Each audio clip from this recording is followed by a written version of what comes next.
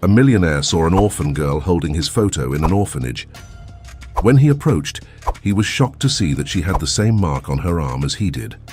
The afternoon sun was beginning to hide behind grey clouds as Sarah and her 6-year-old daughter Emma left the supermarket. Sarah, a 35-year-old woman with wavy brown hair and tired green eyes, pushed a cart full of groceries towards the parked car. "Emma, sweetheart, can you help me put the bags in the trunk?" Sarah asked, smiling at her daughter. Emma skipped animatedly beside her mother, her golden curls bouncing with each step. "Sure, Mum, can I carry the light bags? I want to be a strong helper like you." Sarah laughed softly, charmed by her daughter's enthusiasm. "Of course, my love. You can take the bags with lighter items like bread and eggs, but be careful, okay? We don't want anything to break." "Leave it to me, Mum. I'll be super careful," Emma promised, holding the bags with determination. "You know, the teacher said that helping others makes us grow on the inside. I think I'm getting taller on the inside now." Sarah smiled, touched by her daughter's innocence and kindness. "That's true, dear. You're growing in every possible way, and I'm so proud of you." As they arranged the groceries in the trunk, Sarah noticed the dark clouds gathering on the horizon. What had been just an overcast sky now looked threatening. "Okay, it looks like it's going to rain soon. We better hurry," Sarah commented, closing the trunk. Emma looked at the sky, her face contorting into a pout of disappointment. "Oh no, not rain. I wanted to play outside when we got home. I had planned to have a picnic with my teddy bears." Sarah knelt beside Emma, placing a comforting hand on her shoulder. "I know it's disappointing, sweetheart. But you know what? Sometimes rainy days can be the most magical. We can have a picnic inside. What do you think about building a tent with sheets in the living room and having our picnic in there?" Emma's eyes widened at the idea, a smile quickly replacing the sad expression. "Really? We can really do that?" "It'll be like camping, but inside." Sarah nodded, happy to have cheered up her daughter. "Of course we can. And after, how about we watch that new movie about the warrior princess you wanted to see so badly?" "The warrior princess movie? Hooray!" Emma exclaimed, jumping with excitement. "You're the best mom in the whole world. Did you know that?" With smiles on their faces, mother and daughter got into the car. Sarah started the engine and pulled out of the supermarket parking lot. The streets were relatively quiet for a Thursday afternoon. As she drove, Sarah glanced at Emma through the rearview mirror.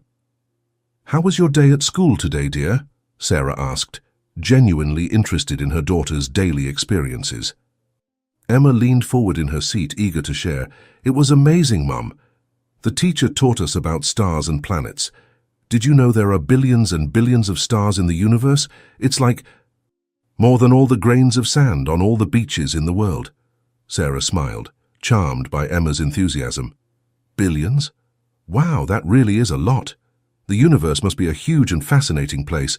What else did you learn about space?" "Oh, Mum, there are so many cool things," Emma exclaimed, her eyes sparkling with excitement. "The teacher said that some stars are so big they could swallow our sun like it was a marble. And she talked about black holes, too. They're like these giant holes in space that suck everything in, even light. It sounds scary, but it's super interesting." "It sounds like you had a fascinating lesson," Sarah commented, impressed by her daughter's knowledge. "You know what? If the rain clears up later, maybe we can look at the stars tonight. What do you think?" Emma clapped her hands with delight. "Yes, please. Can we use the telescope you gave me for my birthday? I've never had a chance to use it for real." "Of course we can, my love," Sarah responded, happy to see her daughter's enthusiasm. "Let's hope the weather clears up.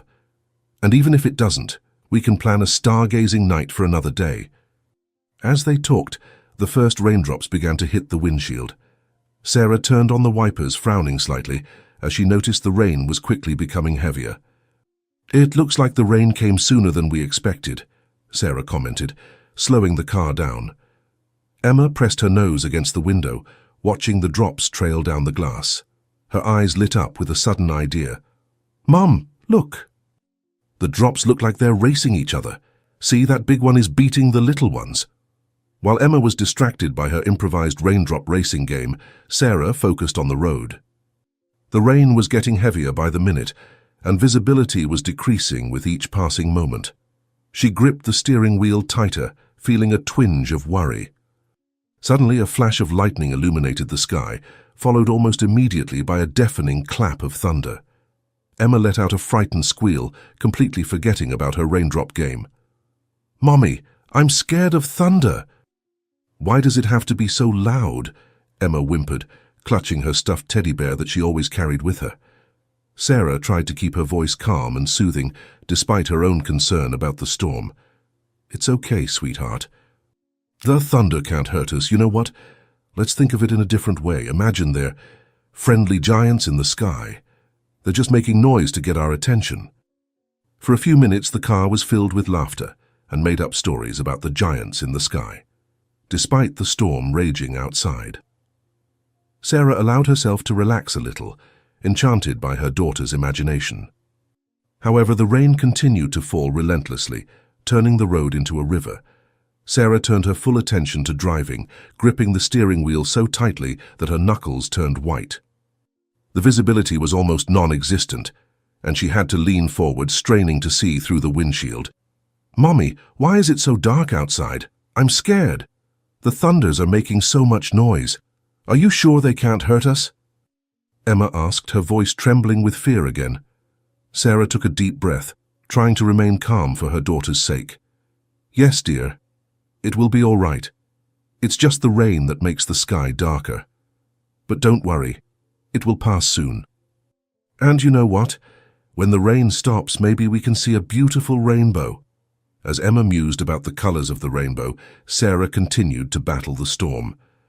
The road was becoming increasingly difficult to navigate, with puddles forming and further hindering her driving. She slowed down even more, trying to maintain control of the vehicle. Suddenly, an animal, perhaps a deer or a large dog, crossed the road, appearing out of nowhere in front of the car. Caught off guard, Sarah jerked the steering wheel sharply to avoid hitting the animal. "Emma, hold on!" Sarah shouted, the terror evident in her voice as she struggled to regain control of the vehicle. "Mom, what's happening?" Emma shouted back, her small body being jostled in the back seat. The world seemed to spin in slow motion. The car spun on the wet road, sliding off the asphalt. Sarah desperately tried to correct the trajectory, but it was too late.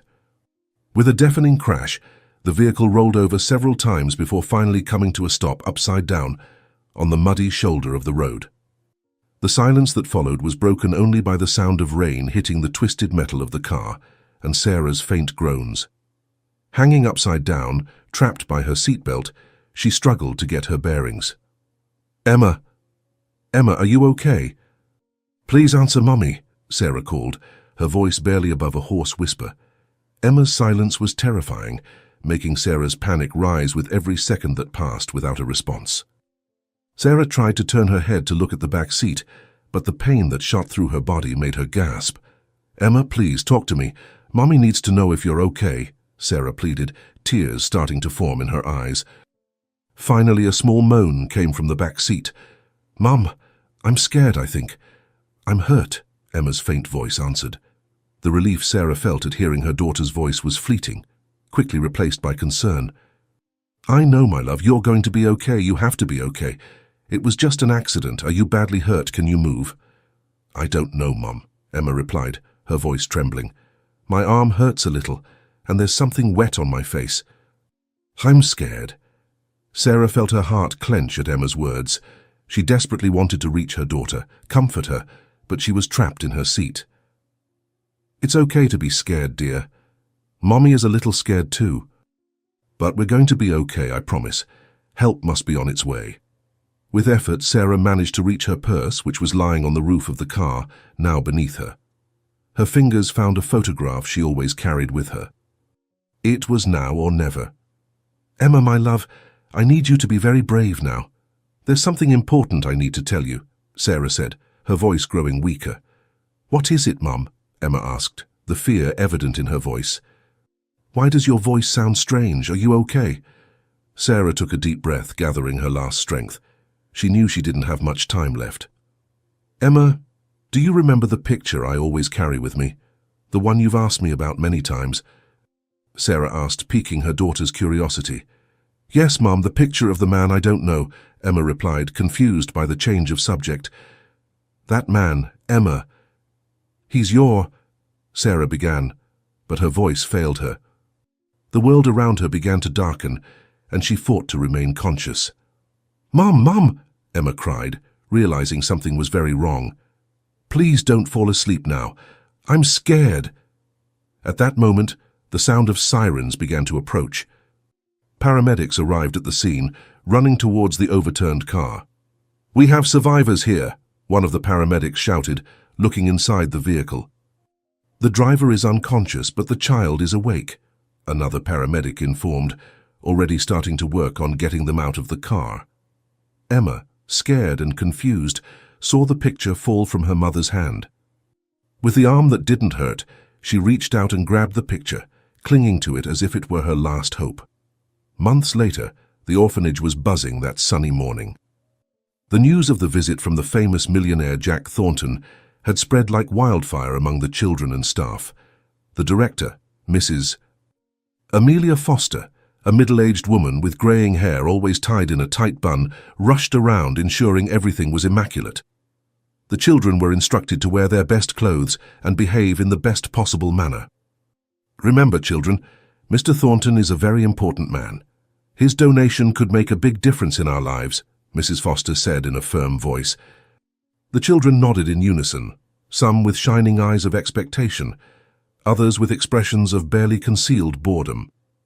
Amidst all the commotion, Emma remained seated alone in a corner of the main hall, seemingly oblivious to the hustle around her. Her fingers absent-mindedly caressed the torn photo she always carried with her. Her blue eyes, once full of life, now appeared distant and melancholic. Emma, dear, don't you want to join the other children? Mr. Thornton will be happy to meet you all, Mrs. Peters gently approached. Emma merely shook her head negatively, clutching the photo to her chest. The sound of a luxurious car pulling up outside caused everyone to fall silent. Mrs. Foster smoothed her dress nervously and walked towards the door. Jack Thornton, a tall and imposing middle-aged man with greying temples and piercing green eyes, strode confidently into the orphanage. Mr. Thornton, it is an honor to welcome you to our humble institution, Mrs. Foster greeted, extending her hand. Jack smiled politely, shaking the offered hand. The pleasure is mine, Mrs. Foster. I'm eager to learn about the work you do here. As Mrs.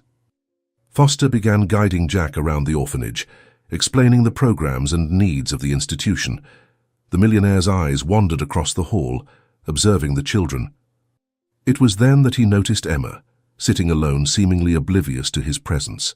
"And who is that little girl?" Jack asked, interrupting Mrs. Foster's explanation. The headmistress followed Jack's gaze and sighed. "Ah, that's Emma. She arrived 6 months ago after a terrible accident. She's still adjusting." Something about Emma's solitary posture and the way she clutched the photo caught Jack's attention. He excused himself from Mrs. Foster and walked towards the girl. As he approached, Jack felt a strange sense of déjà vu he couldn't explain. "Hello, Emma, my name is Jack," he said softly, crouching to be at eye level with the girl. Emma slowly lifted her gaze, her blue eyes meeting Jack's. For a moment they were both frozen. Jack felt his heart quicken. Emma's eyes were incredibly similar to someone he'd known long ago, but he couldn't quite recall who. And then he noticed, at the base of Emma's neck, partially hidden by the collar of her shirt, was a small birthmark in the same shape as his own birthmark. What a curious coincidence, Jack thought.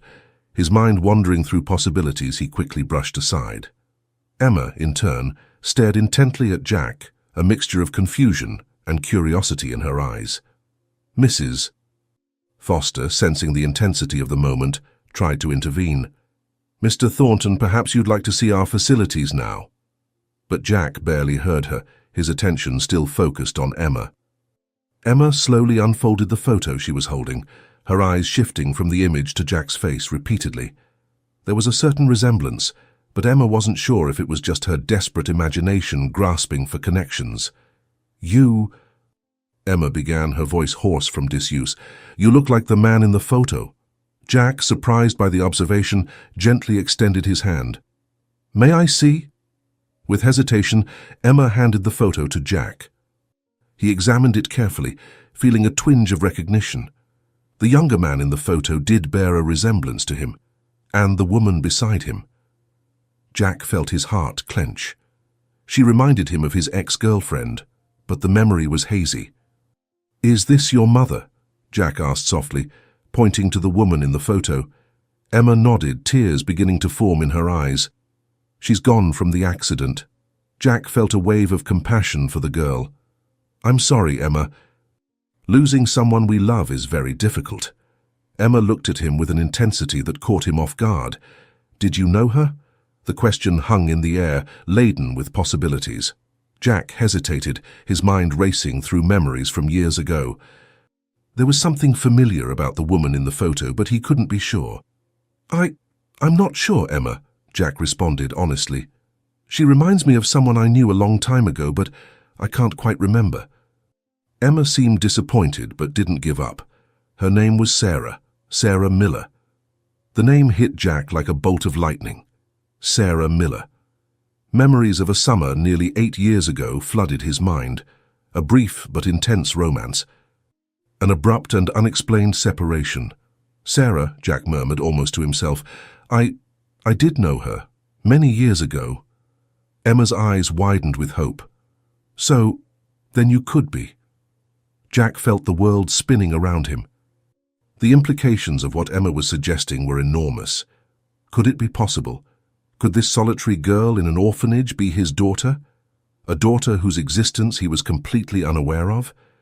"Emma, I don't know. Honestly, I don't know." "But I promise you we will find out the truth," Jack said, his voice trembling. Emma nodded, a mixture of hope and fear in her eyes. Mrs. Foster, who had been watching the interaction with growing concern, finally intervened. "Mr. Thornton, perhaps we should continue our tour. Emma, dear, why don't you go play with the other children?" But neither Jack nor Emma seemed willing to separate. Jack rose slowly, still holding Sarah's photo. "Mrs. Foster," he said in a tone that brooked no argument, "I believe we need to speak in private. There are important matters that need to be clarified." The headmistress nodded, sensing the gravity of the situation. "Of course, we can go to my office." As they prepared to leave, Emma grabbed Jack's hand, her eyes pleading, "Please don't go away." Jack felt his heart clench at the desperation in the girl's voice. "I'm not going anywhere, Emma. I promise I'll come back to talk more." Mrs. Peters came over to stay with Emma, as Jack and Mrs. Foster headed to the office. The other children and staff watched the scene unfold with a mixture of curiosity and confusion. In the office, Jack sat down, still holding Sarah's photo. His mind was a whirlwind of emotions and questions. "Mrs. Foster," he began, his voice serious, "I need to know everything about how Emma got here, and I need a DNA test as soon as possible. I knew Emma's mother. We had a brief relationship in the past. This could be a coincidence, but I need to be sure." The principal nodded, understanding the urgency of the situation. "Of course, Mr. Thornton. I will do everything in my power to help." Meanwhile, in the main hall, Emma remained seated, her eyes fixed on the door where Jack had disappeared. For the first time in months, a small glimmer of hope shone in her heart. "Have I finally found my father? Will I no longer be alone in the world?" and she thought, clutching her hands in her lap. The answer to that question would change her life forever, but for now all Emma could do was wait and hope. Jack, sitting in Mrs. Foster's office, felt the weight of responsibility fall on his shoulders. If Emma was truly his daughter, how could he make up for the lost years? And if she wasn't, how would he deal with the disappointment that would surely come? Regardless of the outcome, Jack thought to himself, I can't abandon her now. With this resolution in mind, he prepared to face the legal and emotional complexities that would follow. Mrs. Foster returned with a folder containing Emma's records. "Mr. Thornton, here is everything we have about Emma's history, including the details of the accident that brought her to us." Jack took the folder with trembling hands, knowing that the information contained within could change his life forever. As he began to read, a mixture of emotions, guilt, sadness, hope, passed across his face. "Sarah," he murmured, looking at the photo once more. "What happened to you? If this girl is my daughter, why didn't you tell me?" The answers were there, in the pages of the folder and in the eyes of a lonely girl waiting in the hall. Jack knew his life would never be the same. Jack Thornton felt the weight of the world on his shoulders as he leafed through the folder containing Emma's records. Each turned page revealed more details about the girl's life and the accident that had brought her to the orphanage. His eyes avidly scanned the lines, searching for any clue that could confirm or deny his suspicions. Sarah's photo, now resting on the table, seemed to watch him, like a silent ghost from the past. "Mrs. Foster," Jack began, his voice trembling with emotion, "I need to know more about the accident. How exactly did Emma get here?" The principal hesitated, clearly uncomfortable with the intensity of Jack's gaze. "Mr. Thornton, I understand your curiosity, but there are protocols to be followed," Jack interrupted, his voice now charged with urgency. "Please, Mrs. Foster, this girl, she could be my daughter. I need to know everything." Mrs. Foster sighed deeply, assessing the situation. "Very well, Mr. Thornton, but I must warn you, the story is not a pleasant one." With a lump in his throat, Jack nodded, bracing himself for what was to come. "'Tis." Foster began to recount the events of that fateful night, her voice low and compassionate. "It was a rainy night 6 months ago. Sarah Miller was driving with Emma when they lost control of the car on a dangerous curve in the road. The vehicle rolled several times before coming to a stop in a ravine." Mrs. Foster paused, noting Jack's pale face. "Go on, please," Jack insisted, though his voice barely rose above a whisper. The principal continued, detailing how the paramedics arrived at the scene. They found Sarah cradling Emma protectively. The girl was unconscious, but miraculously survived with only minor injuries. Sarah, however, Mrs. Foster's voice faltered. Jack felt his heart clench. "She didn't make it, did she?" he asked, though he already knew the answer. Mrs. Foster sadly shook her head. "Sarah passed away at the scene. The paramedics said her last words were about Emma, begging them to take care of her." Jack stood up abruptly, walking to the office window. His mind was a whirlwind of emotions: guilt for not being there, anger at Sarah for never telling him about Emma, and a profound sadness for the loss the girl had suffered.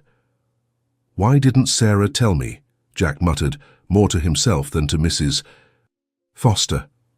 "All these years I could have been there for them." The principal responded gently. "Sometimes, Mr. Thornton, people keep secrets for the most complex reasons.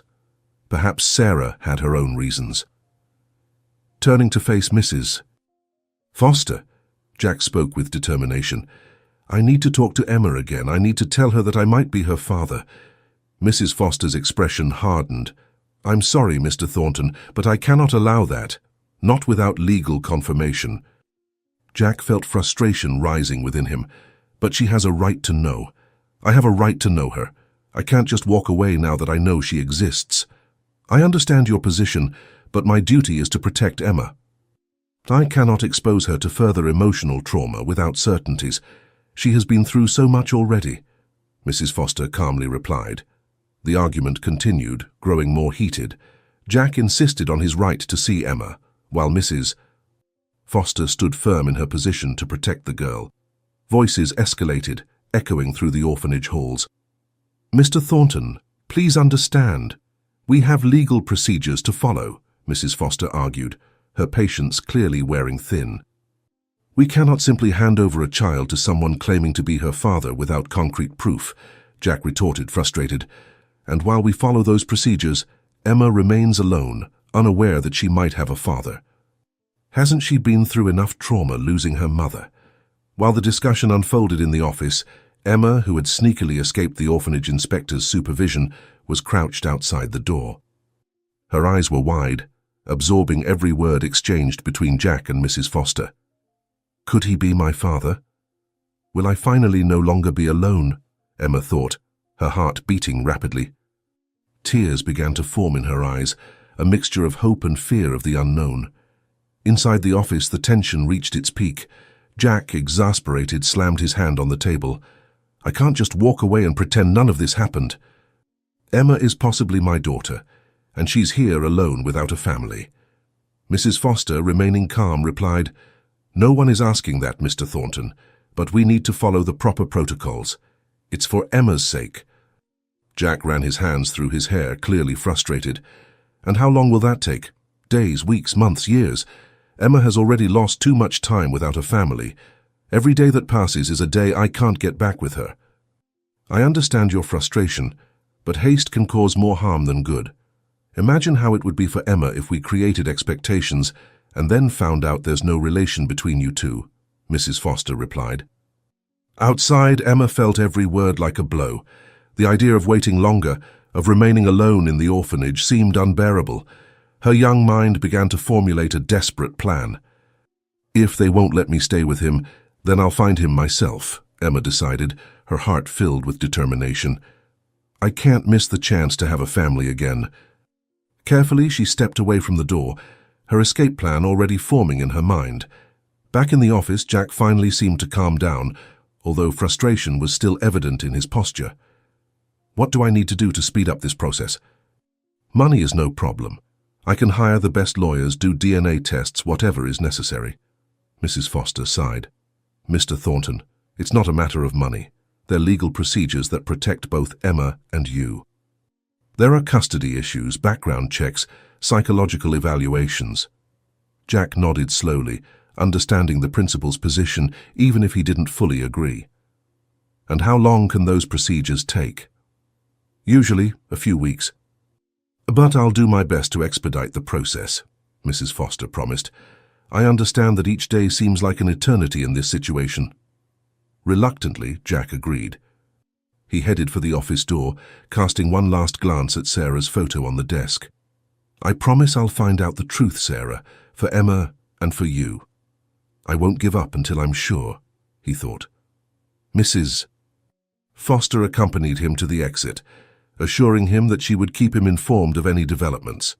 "We'll do our best to get it all cleared up as quickly as possible, Mr. Thornton. Please be patient." Jack got into his car, his heart heavy with frustration and hope. He started the engine, looking one last time at the orphanage. "I won't give up, Emma," Jack murmured. "Somehow, I'll make this work. I'll give you the home you deserve." With those words, he drove off, his car disappearing around the corner. Meanwhile, Emma, who had overheard the entire conversation hidden, snuck back to her room. Her heart pounded as she processed everything she had heard. The idea of having a father, of no longer being alone, was both exciting and frightening. "I can't wait," Emma decided, determination shining in her young eyes. "I need to find him myself." Minutes later, with that resolution, Emma hurriedly began gathering a few things into a small backpack. The photo of her mother with Jack was carefully tucked into the pocket of her coat. "Mum, I'm sorry, but I need to find the truth. I know you wanted to tell me about him that night. Now is my chance to find out," Emma whispered to the photo. With a last look at the room that had been her home for the past few months, Emma headed for the window. Using the nearby tree, she skillfully climbed down and, with a racing heart, hopped over the low wall of the orphanage. "I'm going to find you, Jack. If you really are my father, I'm going to find out," Emma promised herself, glancing back one last time before running down the street. Night had fallen, the elongated shadows offering cover for her improvised escape. Emma emerged from the shadows of the orphanage, her eyes fixed in the direction Jack's car had gone earlier. With courage that belied her age, she began to walk, following the path she believed would lead to her possible father and a new beginning. "I'm coming, Jack. Please wait for me. Please be my real father," Emma thought, clutching the photo in her pocket like a talisman. The city streets, once familiar and safe seen from the orphanage windows, now seemed vast and scary to Emma. Every shadow seemed to hide a danger, every distant sound made her jump, but the determination in her heart overcame the fear. "Mom always said I was brave. I need to be brave now." "For her and for me," Emma murmured to herself, gripping the strap of her small backpack. With hesitant but determined steps, Emma continued her nighttime journey, unsure of exactly where she was going, but certain she was headed toward her destiny. The early hours of the morning fell over the city like a dark cloak, enveloping the streets in unsettling shadows. Emma, with her small, determined steps, advanced along the deserted sidewalks, her watchful eyes searching for any sign of Jack's car. Every car on the street she passed made her heart race, hoping to find the right path. "I have to find my dad. Jack has to be somewhere around here. He has to be," Emma muttered to herself, her voice trembling slightly. The sound of her own footsteps echoing on the empty streets made her shudder. As Emma advanced, the buildings around her seemed to grow darker and more dilapidated. The streetlights flickered intermittently, casting dancing shadows that made Emma jump at every sudden movement. She clutched her backpack tightly against her chest, feeling the outline of her mother's photograph in her pocket, seeking comfort in this sole connection to her past. "Mom, I'm scared, but I'll be strong like you always taught me," Emma whispered, her eyes brimming with tears.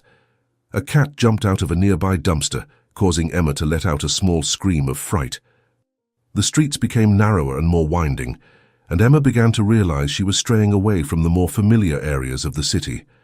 The glowing signs of shops and restaurants gave way to broken windows and boarded-up doors. The stench of garbage and damp filled the air, making Emma wrinkle her nose. "This doesn't seem right. Did I get lost? Where is Daddy's house supposed to be?" she thought, looking around with growing apprehension. A distant sound of breaking glass made Emma quicken her pace, her heart pounding frantically. Turning a corner, Emma found herself on a particularly dark street. The few lamps that still worked emitted a faint yellowish light, barely illuminating the path ahead. Shadows seemed to move in the alleyway entrances, making Emma imagine all sorts of dangers lurking in the darkness. "Jack, where are you? Please help me find you," Emma called out softly, her voice trembling. The echo of her own voice on the empty street only heightened her sense of loneliness and fear. Emma continued walking, her steps becoming more hesitant now. She passed by a group of people huddled around a burning barrel, their gruff voices and coarse laughter making her shrink and hurry past, trying not to draw attention. The smell of alcohol and smoke made her stomach churn. "Don't look at them, don't look at them. Just keep walking," Emma repeated to herself like a mantra. One of the men shouted something unintelligible in her direction, causing her to break into a run. Turning down another street, Emma found herself in a dead-end alley. Tall graffitied walls rose on both sides, making her feel small and vulnerable. Overturned trash cans and scattered papers on the ground created a desolate scene. Emma felt panic start to take over. "No, no, no," she murmured, spinning in circles. "I can't be lost. I have to find Jack." The sound of approaching footsteps made Emma hide behind a pile of boxes. Heart pounding, Emma waited for the footsteps to pass.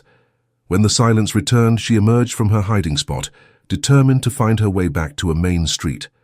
Her legs trembled, and she fought back the tears that threatened to fall. "Be brave, Emma. Mom wouldn't want you to give up," she told herself, swallowing her sobs. With renewed determination, Emma retraced her steps. After what felt like an eternity wandering through unfamiliar streets, Emma finally caught sight of a wider, better-lit avenue. The relief she felt was momentary, as she soon realized she still had no idea where she was or how to get to Jack's house. "Maybe I should ask for help.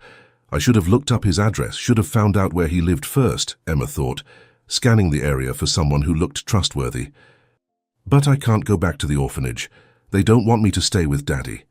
At that moment, a car turned the corner, its headlights illuminating the deserted street. The vehicle, a sleek black sedan, slowed down as it approached Emma. Her heart raced, torn between fear and the hope of finally finding help. The car came to a complete stop next to her, and the driver's window began to roll down slowly. "Hello, little one, you look lost. Need some help?" A gentle male voice came from inside the car. Emma instinctively took a step back, her mother's voice echoing in her mind about the dangers of talking to strangers. The driver, a middle-aged man with a smile, leaned out of the window. His eyes seemed friendly, but there was something in them that made Emma feel uneasy. He wore a well-tailored suit, looking out of place in this part of town. "No need to be afraid. I just want to help." "It's dangerous for a little girl to be out alone at this hour," the man continued, his tone soothing. Emma bit her lip, indecisive. She did need help, but something in her instinct warned her to be careful. I'm looking for my dad's house." "His name is Jack," Emma finally said, her voice barely above a whisper. "Do you know where it is?" The man's smile broadened. "Of course I do. It's a little far from here. Why don't you get in? I'll take you there." Emma's heart was pounding so loudly, she was sure the man could hear it. She took another step back, clutching the strap of her backpack tightly. No, thank you," Emma stammered. "I think I can find it on my own." The man's expression shifted subtly, a flicker of frustration passing through his eyes. "Come on, dear," he insisted, his tone still gentle but with an edge of urgency. "It's not safe around here. I promise I only want to help." Emma felt a shiver run down her spine. Something in his voice made her want to run. At that moment, the distant sound of a siren pierced the night's silence. The man glanced back quickly, seeming nervous. "Last chance, little one." "Get in the car now," he said, his tone now more firm. Emma didn't wait any longer. Turning quickly, she began to run as fast as her legs would carry her. The sound of the engine revving behind her made her heart nearly stop. Emma ran like she had never run before, turning down alleys and side streets, trying to lose the car that pursued her. "Help! Please! Someone help me! There's a bad man following me!" Emma shouted, hoping someone would hear her. The street seemed empty, no one responding to her desperate cries. Emma kept running, her lungs burning and her legs aching. She could hear the car approaching again, the sound of the engine echoing through the empty streets. In a moment of desperation, she spotted a small opening between two buildings, barely wide enough for her to pass through. "Please, let me fit," Emma thought, launching herself into the narrow passage. The screeching sound of tires indicated that the car had come to an abrupt stop. Emma squeezed through the opening, scraping her arms and tearing her clothes, but not caring.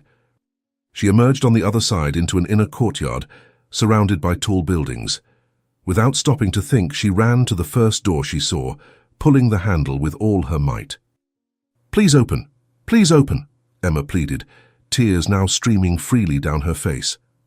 Miraculously, the door gave way, and Emma threw herself inside, quickly closing it behind her. The interior of the building was dark and dusty. Emma stood leaning against the door, trying to calm her ragged breathing. Her eyes slowly adjusted to the darkness, revealing an abandoned entrance hall. "I need to hide. He might find me here," Emma thought, frantically looking around. The sound of footsteps from outside made her heart jump. Emma moved silently through the hall, searching for a safe place. She found a staircase leading to the basement and, without hesitation, began to descend. The steps creaked under her feet, making her tremble with every step. "Mom, I'm so scared. Please protect me," Emma whispered, clinging to the rusty railing. The basement was a maze of shadows and abandoned objects. Emma hid behind an old bookshelf, curling up as small as she could. She could hear her own heartbeat pounding in her ears, so loud she feared it might give away her location. Suddenly, a noise from upstairs made her freeze. Someone had entered the building. "I know you're in here, little one. No need to be afraid. I just want to help you." The man's voice echoed, making Emma shudder. Emma covered her mouth with her hands, trying to stifle her sobs. The footsteps approached the basement stairs. Emma squeezed her eyes shut, praying the man wouldn't find her. Each step on the stairs sounded like thunder in her ears. "Come on, come out of hiding. Don't make this harder than it needs to be," the man called, his voice now closer. Emma felt tears streaming down her face, her body shaking uncontrollably. The sound of something falling upstairs made the man pause. Emma heard him mutter something, and then his footsteps retreated, climbing back up the stairs. She didn't dare move, fearing it was a trick. Minutes that felt like hours ticked by. Emma remained motionless, every noise making her jump. Finally, when the silence became unbearable, she dared to emerge from her hiding place. "I have to get out of here. I can't stay here forever," Emma thought, looking around for an exit. Her eyes found a small window high up on the basement wall. Carefully, Emma stacked some boxes, creating an improvised ladder. She climbed slowly, testing each box before putting her weight on it. Reaching the window, she pushed it open after some effort. The fresh night air had never been more welcome.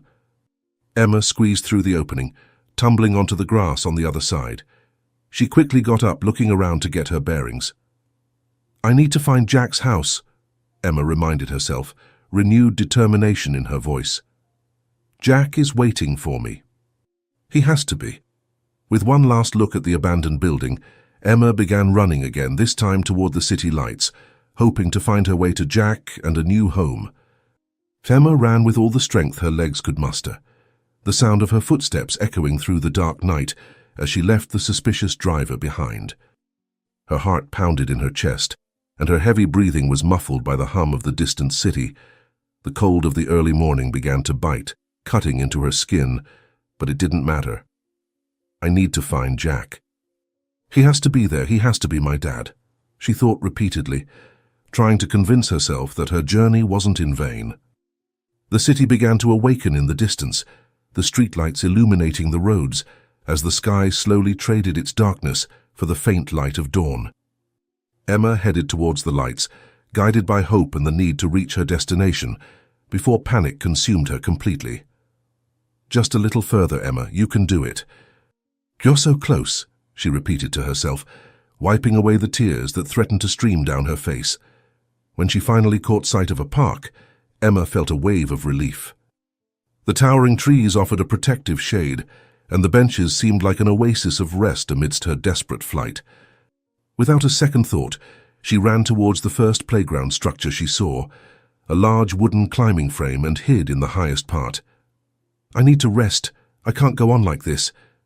"Just for a few minutes," she thought, as her heavy eyes began to close against her will. Exhaustion finally overtook her, and Emma fell asleep there, clinging to the tattered photo of her mother and Jack. Her thoughts were jumbled, but one thing was clear. She couldn't go back to the orphanage anymore. "Jack, you're my only hope," she murmured in her restless sleep, as the world around her kept spinning, oblivious to the suffering of such a small and determined girl. The dawn brought a cold wind that caressed Emma's face, making her shudder in her light sleep. She curled up in the toy, the city sounds slowly waking her up. Her eyes opened with difficulty, and the hunger she had ignored during the escape now completely overwhelmed her. "I need to eat something. I can't go on like this," she thought, her stomach rumbling loudly. Suddenly the sound of footsteps pulled her out of her thoughts. A man was walking through the park, seeming lost in his own thoughts. He was tall, with a thick beard and a tired look. When his eyes met Emma's, something in his face changed. He approached slowly, without making any sudden movements, as if he had found something he hadn't expected. "Hey, girl, what are you doing here alone?" His voice was low, almost careful, but something in it seemed dangerous. Emma clutched the photo to her chest, feeling the fear come back strongly. She didn't know if she could trust that man, but there was nowhere to run. I was lost. I need to find someone," she said hesitantly, without revealing too much. Her eyes went from the man's shoes to the brightening sky, while her whole body screamed for her to get out of there. The man looked at Emma's hands, noticing the photo she was holding so carefully. Without warning, he came closer, trying to see better. "Who's that in the photo?" he asked with unexpected interest, his voice becoming firmer. The gleam in his eyes intensified when he finally managed to distinguish the face in the image. "This is, Jack. I'm looking for him. He's my father," Emma replied, her voice faltering as the man studied the photo more closely. The smile that appeared on his face was small, but unsettling. He knew something, and that made Emma even more uncomfortable. "Do you know him?" Emma asked, her hope mixed with a growing sense of danger. The man didn't answer immediately, his eyes still fixed on the photo. He seemed to be formulating something in his mind, an idea only he understood. "Yes, I think I know who he is, and I have an idea where he might be. That's Jack Thornton, a well-known millionaire in the area," he finally said, his tone darker. Emma felt a chill run down her spine, but the hope of finding Jack kept her there without running away as she had done before. "I need to go to him. Can you help me?" she asked cautiously, trying to gauge whether she could really trust that man. He took a step forward, looking around as if making sure no one else was watching them. "I can help, but not here." "Come with me, I know a safer place," he said, offering his hand. Emma hesitated, her heart beating fast, knowing that following that man could be dangerous, but with few options. "You want to find Jack, don't you?" he continued, seeing the hesitation in the girl's eyes. Emma looked around. The park was deserted and she was exhausted, hungry, and didn't know where to go. The man seemed to be her only chance at the moment. "Okay, but only if you promise to take me to Jack," she said, accepting the outstretched hand. "I promise," the man replied, but there was something in his voice that made Emma shudder. She clutched the photo to her chest and took the first step toward the stranger, trying to ignore the fear growing in her heart. They began to walk toward a denser part of the park, where the trees blocked the view of the street. Emma followed in silence, listening to the rustle of leaves and the sound of birds beginning to sing at dawn. "If Jack knows where I am, he'll come get me." "He has to come," she thought, trying to stay calm as she felt the discomfort grow with every step. Suddenly the man stopped and turned to Emma, his eyes shining in a strange way. "Why are you so sure Jack is your father?" "I read an article about him in the newspapers and he didn't have any children. How can he be your father?" he asked, leaning slightly forward. "You seem so certain, but what if he's not? And what if he doesn't want to see you?" Those words cut like a knife. Emma blinked, surprised by the man's sudden change in tone. "He has to be my father. My mother said—" "Well, I think he's my father, and Jack thinks so too because he wanted to take me from the orphanage," Emma replied, her voice trembling but firm. She didn't know why the man was saying those things, but she couldn't give up now. "I don't have anyone else," she added, almost in a whisper, her eyes beginning to fill with tears. The man watched her face for a moment, and then smiled, but it was a smile that brought no comfort to Emma. "Ah, I understand." "Don't worry, I'll take you to him," the man said, but something in his words sounded false. Emma felt her body stiffen, and part of her mind screamed for her to run away, but her legs were so tired that all she could do was keep walking beside him. As they approached a small isolated area of the park, the man stopped again and looked at Emma in a way that made her tremble. "Why don't you show me that photo one more time?" he asked, holding out his hand. Emma hesitated, but took the photo out of her pocket and handed it to him. The man held it carefully, but his eyes gleamed with an intent Emma couldn't understand. He looked at the photo for a few more seconds and then raised his gaze to Emma. "You know, I know some people who might be interested in seeing this photo, and perhaps in meeting you too. People who know Jack Thornton very well," he said, his tone shifting to something more threatening. Emma took a step back, feeling the imminent danger. "You said you were going to help me find Jack. Why are you doing this?"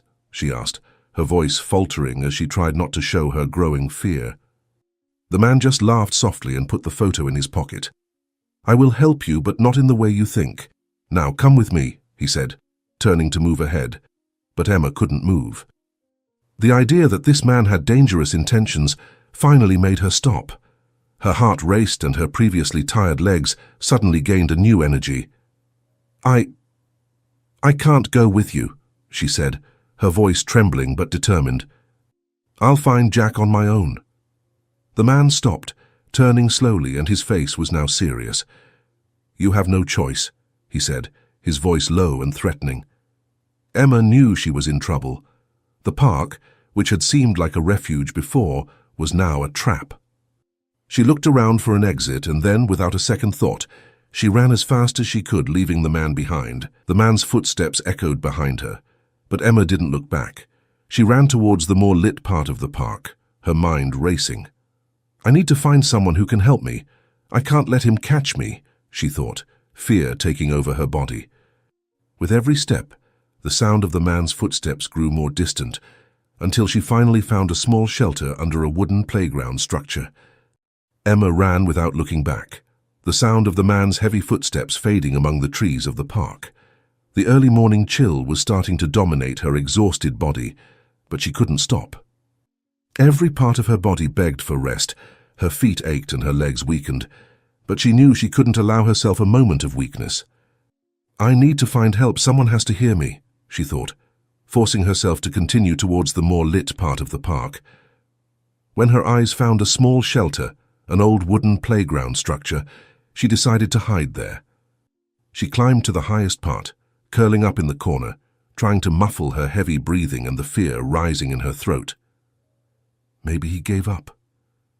Maybe I managed to escape, she thought, although she knew it was a false hope. The park was deserted, and the early morning silence seemed overwhelming. There was no one there to help her. The silence was broken by the sound of cautious footsteps slowly approaching. Emma froze. She knew that sound. The man was back. She saw him emerge from the shadows between the trees, his eyes scanning the park like a predator. She couldn't have gone far. Foolish little girls like her always end up trapped, he muttered to himself, his eyes finally landing on the playground structure where Emma was hiding. "You think you can hide from me?" he shouted, his voice reverberating through the park. Emma's heart raced even faster. She tried to remain as still as possible, curled up behind the wood. "Please go away, please go away," she mentally repeated, but he had already seen her. He climbed onto the playground with firm steps and pulled Emma out with force, snatching her from her hiding spot. "You really thought you could run away, didn't you?" he said with a dark smile. His fingers tightened around Emma's arm, making her scream in pain.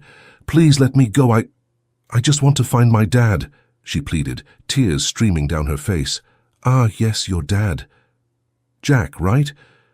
He should have known that a millionaire's daughter should walk with bodyguards.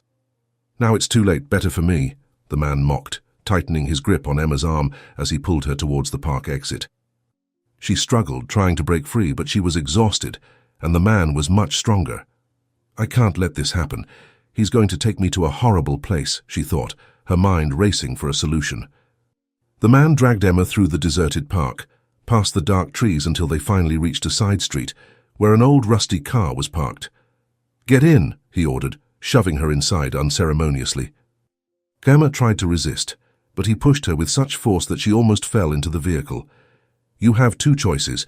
Get in the car quietly, or I'll put you in by force. Choose," he threatened, his voice laced with fury. With no other choice, Emma curled up in the back seat, fear overwhelming her. "I can't believe this is happening. I should have been able to escape," she thought, trying to control her tears as the man got into the car and slammed the door shut. He started the engine and began driving down the dark streets, the headlights illuminating the deserted path ahead. Emma's mind was spinning. She needed a plan, any plan to escape, but her options were minimal. "I have to stay calm. If I get nervous, he'll notice," she thought, trying to keep her breathing under control. As the car traveled down dark, empty roads, Emma's fear grew. They were moving away from the city, from the lights and safety. The trees lining the road seemed to form an oppressive tunnel, and Emma knew that the further away they went, the harder it would be for someone to find her. "Where is he taking me? Please don't take me. I just want to find my daddy." "Why is he doing this?" she asked herself, feeling panic constrict her chest. The man didn't say a word during the ride, but his sinister smile never left his face. After a few minutes that felt like hours, the car stopped in front of an old and abandoned house. The windows were broken and wooden boards covered some parts of the crumbling roof. The place reeked of danger. "Get out of the car," the man ordered, pulling her by the arm once again. Emma tried to resist, but her body was exhausted and the pain overwhelmed her. "If you try to run, I'll find you. And I guarantee you'll regret it," he threatened, dragging her towards the door of the house. The smell of mold and rot was suffocating as soon as they entered. Emma was thrown to the ground roughly, her hands trying to cushion the fall. The floor was cold and dirty, and she felt despair rising in her throat. "I'm trapped here, no one knows where I am," she thought, looking around in despair. The man slammed the door shut, locking it with an old, rusted key. "Now you'll stay quiet and wait.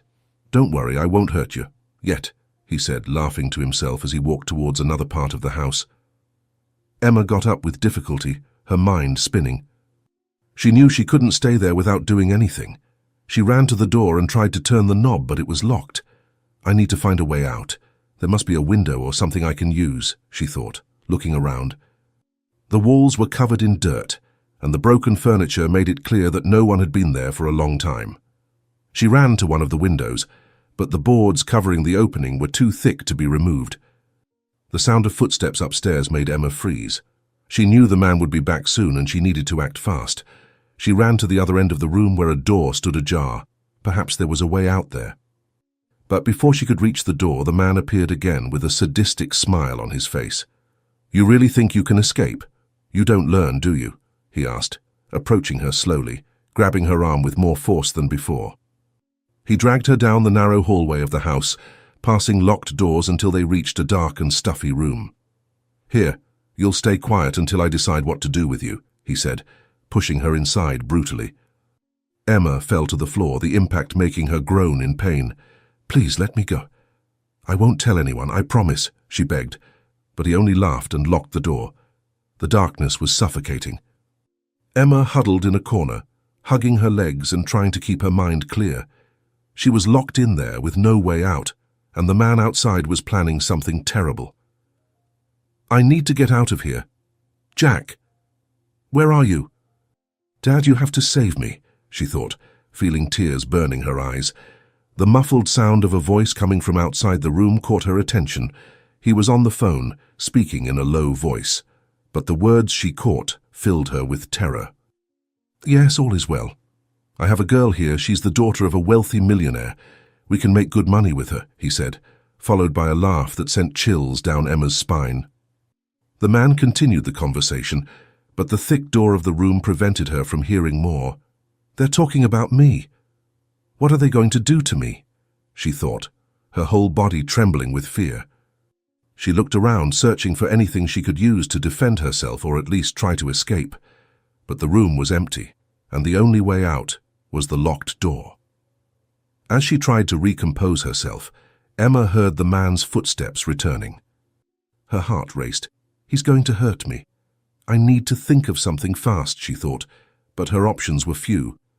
The door opened with a creak, and the man entered, holding a phone in one of his hands. "I told you you had nowhere to run, didn't I?" he said, approaching her with a cruel smile. "Now let's see if you learn to stay quiet," he threatened, crouching down in front of her. Emma tried to back away, but the space was too small. She was cornered. "Please don't hurt me," she pleaded, her voice almost a whisper. The man laughed again, moving closer. "I haven't decided what I'm going to do with you yet, but I promise it won't be pleasant," he said, his voice full of malice. Before Emma could react, he grabbed her by the arms, pulling her up. The next day, Jack Thornton was in his office trying to focus on work, but his mind kept drifting back to Emma and the orphanage. The clock on the wall seemed to move slowly, each tick-tock echoing in his ears like a countdown to something he couldn't define. Suddenly the phone rang, startling him. With a quick motion he answered, his heart racing inexplicably. "Mr. Thornton, this is Mrs. Foster from the orphanage. It's about Emma. She's run away. We can't find her anywhere," she said, her voice sounding frantic on the other end of the line. Jack felt the blood chill in his veins.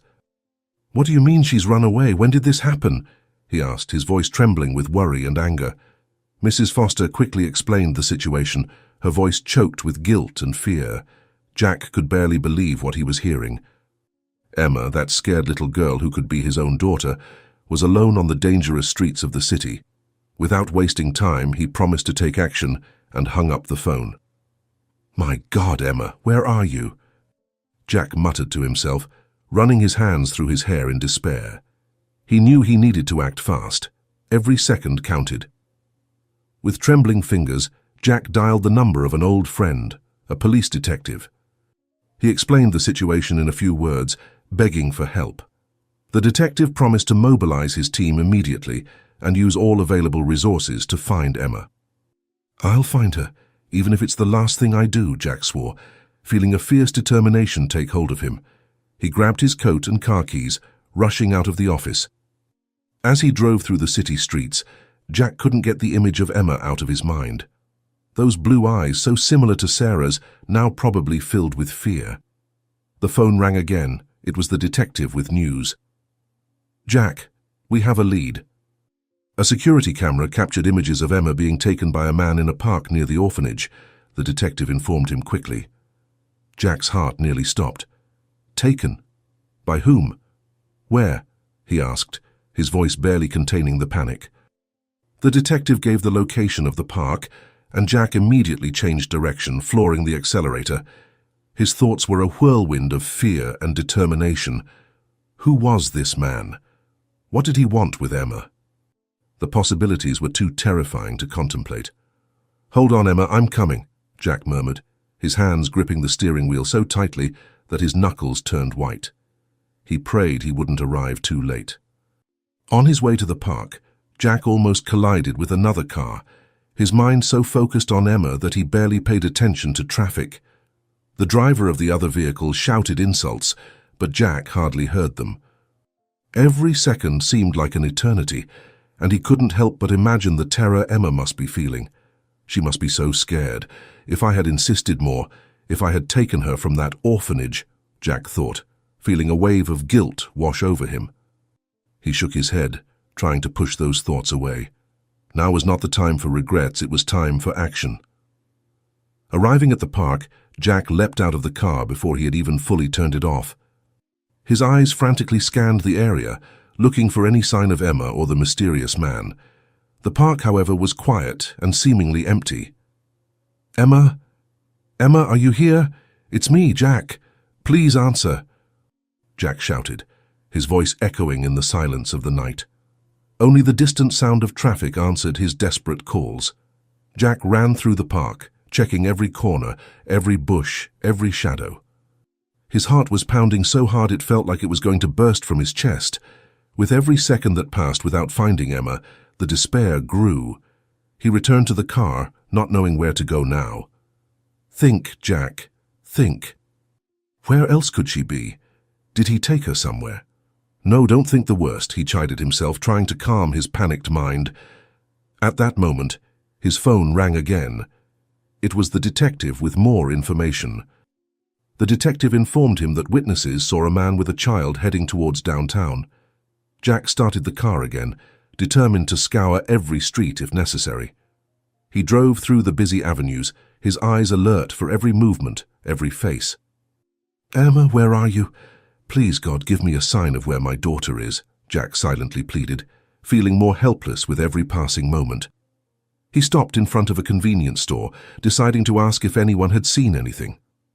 The store clerk didn't have any useful information, but suggested Jack check the nearby subway station. With a quick nod of thanks, Jack rushed there.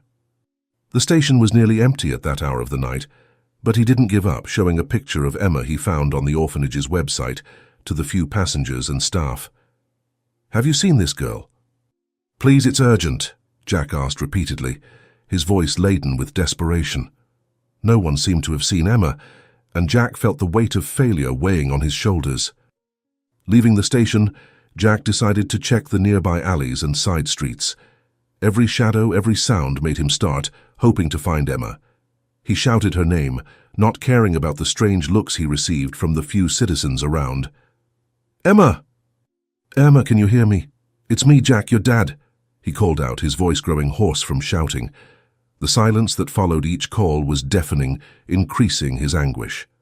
The hours ticked by, and Jack continued his frantic search. He checked hospitals, shelters, police stations, showing Emma's picture to anyone who could help. His phone rang constantly, the detective and the police keeping him updated, but no concrete news emerged. "I can't give up." "She needs me," Jack repeated to himself, fighting against exhaustion and growing despair. Every minute that passed meant Emma was further away, possibly in danger. In a moment of desperation, Jack stopped the car on a busy street lined with abandoned houses, ignoring the angry honks from other drivers.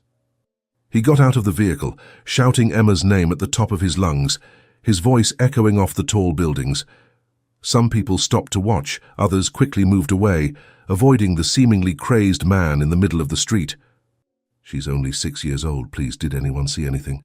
Please, I'm desperate, she's my daughter," Jack shouted to no one in particular. A police officer approached, trying to calm Jack down and get him out of the street. Jack showed the officer Emma's picture, quickly explaining the situation. The officer promised to keep an eye out and pass the information along to other patrolling officers.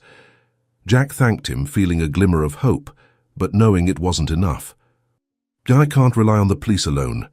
I need to do more. I need to find her myself," Jack thought, returning to his car. He decided to go back to the orphanage, hoping to find some clue that might have been overlooked. At the orphanage, Mrs. Foster was visibly shaken. She showed Jack Emma's room, explaining that nothing seemed out of place, except for the absence of some clothes and the photo that Emma always carried with her. She planned this, but why?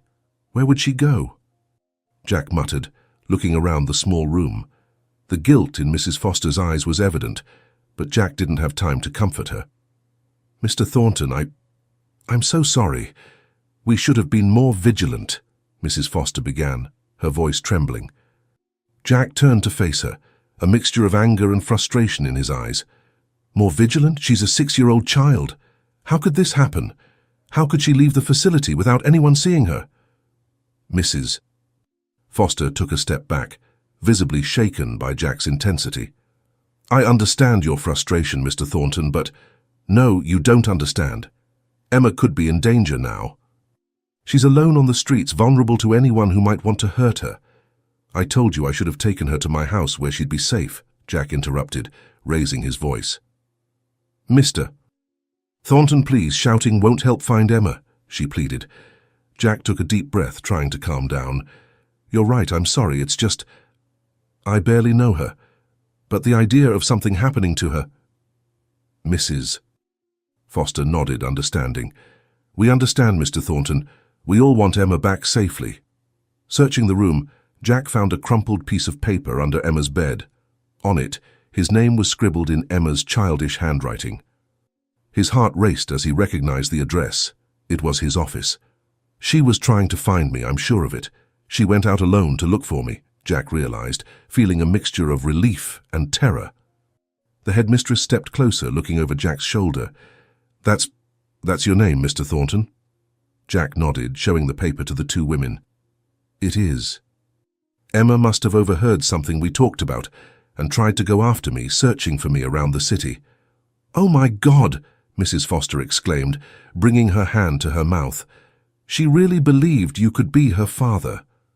And what if I am? What if Emma is truly my daughter? I left her alone all these years, not knowing," Jack replied, his voice low but intense. The headmistress placed a comforting hand on Jack's shoulder. "Mr. Thornton, don't blame yourself. You didn't know. What matters now is finding her." Jack nodded, regaining his determination. "You're right, I'll retrace the path she might have taken. She couldn't have gone far on her own." "Should we call the police again?" Mrs. Foster asked, already reaching for the phone. Jack hesitated for a moment. "Yes, but I won't wait for them. I've already alerted several detectives. Every minute counts. I'll search for her myself." "Mr. Thornton," the headmistress called as Jack was already at the door. "Please be careful and bring our Emma back."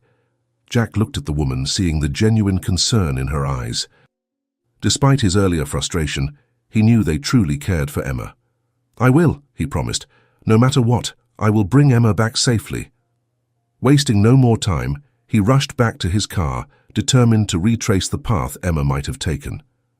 Jack drove slowly through the streets between the orphanage and his office, his eyes scouring every corner, every alley, every possible hiding place. The city seemed like an endless labyrinth of concrete and shadows, and Emma could be anywhere. "Emma!" he shouted out the open car window. "Emma, I'm here! Where are you?" His voice echoed through the empty streets, met with no response. At a stoplight, a homeless man approached Jack's car. "Hey buddy, got any spare change?" Jack was about to dismiss him when an idea occurred. He took out Emma's photo and showed it to the man. "Have you seen this girl? Please, it's very important." The man studied the photo for a moment, scratching his beard. Not sure. But I saw a little girl alone near that park over there." He pointed to a small park a few blocks ahead. Jack's heart raced. "When was this? Which way did she go?" "A few hours ago, man. She looked scared, you know." Thought it was weird for a kid to be alone at that hour, but what could I do? The man shrugged. Jack thanked him quickly, handing the man a few bills before speeding towards the park he had visited earlier. It was a fragile lead, but it was all he had at the moment. Arriving at the park, Jack parked haphazardly and jumped out, running. "Emma!" he called, his voice echoing between the trees. "Emma, are you here?" A woman walking her dog approached, intrigued by the commotion. "Is everything all right, sir? Can I help?" Jack showed the woman Emma's photo, quickly explaining the situation. The woman listened attentively, her face showing concern. "I'm sorry, I haven't seen her, but there's a group of homeless people who usually hang around the old warehouse at the end of the park. Maybe they saw something," she said. Jack thanked her and ran in the direction she pointed. Every second felt like an eternity, and he couldn't help but imagine the dangers Emma might be facing. As the sun began to rise, Jack found himself back where it all began. He was exhausted, physically and emotionally drained, but the determination in his eyes hadn't faded. Sitting on a bench, he looked at Emma's photo, terrified by the possibility of losing her. "I will find you, Emma. No matter how long it takes, I won't give up," he promised to the smiling image of the girl. At that moment, his phone rang again. It was an unknown number. Could it be a new lead? Jack answered the phone with shaky hands, his heart racing as he heard the detective's voice. "Mr. Thornton, we have a new lead on Emma. A security camera captured images of her being taken to an abandoned house downtown." The news made Jack jump off the bench, a mixture of relief and terror coursing through his body. "Give me the address now, I'm on my way," Jack ordered, already running to his car. "Mr. Thornton, wait for the police." "It could be dangerous," the detective warned, but Jack had already hung up. With the engine roaring, Jack sped through the city streets, ignoring red lights and angry honks. His mind was focused solely on Emma, on rescuing her from that nightmare. "Hold on, Emma, I'm coming," he muttered, his hands gripping the steering wheel so tightly that his knuckles turned white. As he drove, 1,000 scenarios ran through his head, each more terrifying than the last. What if Emma was hurt? What if he was too late? Jack shook his head, trying to push those dark thoughts away. "No, she's okay, she has to be," he repeated to himself, like a mantra. Suddenly, his cell phone rang again. Another unknown number flashed on the screen. With his heart in his throat, Jack answered, putting it on speakerphone. "Hello?" A cold, calculating male voice responded. "Mr. Thornton, I presume. We have something that belongs to you." Jack's blood ran cold. "Who are you? What do you want?" he demanded, his voice trembling with anger and fear. The man chuckled, a sound that made Jack shudder. "It's about your daughter. Emma is fine. For now. But that could change if you don't follow my instructions to the letter." Jack swallowed hard, trying to stay calm. "What do you want?" "Money, Mr. Thornton. Obviously, I want the money she's worth. No markings, no trackers. You have 1 hour. I'll text you the amount. Don't think about alerting the police, or else—" "Well, your daughter will pay," the man replied coldly. Before Jack could respond, he heard a sound that broke his heart. Emma's muffled sobs. "Daddy, Daddy, help me. Please don't leave me locked up here. I'm scared." Her voice sounded distant, but clear enough to nearly make Jack lose control of the car. "Emma, Emma, I'm coming. Hold on, sweetheart," Jack yelled, tears starting to form in his eyes. The man came back on the line. 1 hour, Mr. Thornton. Not a minute more, or you'll never see your precious little girl again." The call ended, leaving Jack in a state of sheer panic. He knew he didn't have time to get the money, but he also knew he couldn't just wait. With fierce determination, he sped up even more, heading towards the address the detective had provided. "I'm going to find you, Emma, no matter what happens," Jack promised out loud, as if he could make Emma hear him. He knew he was putting himself in danger, but nothing else mattered but saving his daughter. On the way, Jack called his bank, desperately trying to get the money. "I need cash now," he yelled into the phone. The bank manager, perplexed, tried to calm him down. "Mr. Thornton, it's impossible to deliver such a large sum without prior notice. We need at least 24 hours to—" Jack cut him off, his voice laced with desperation.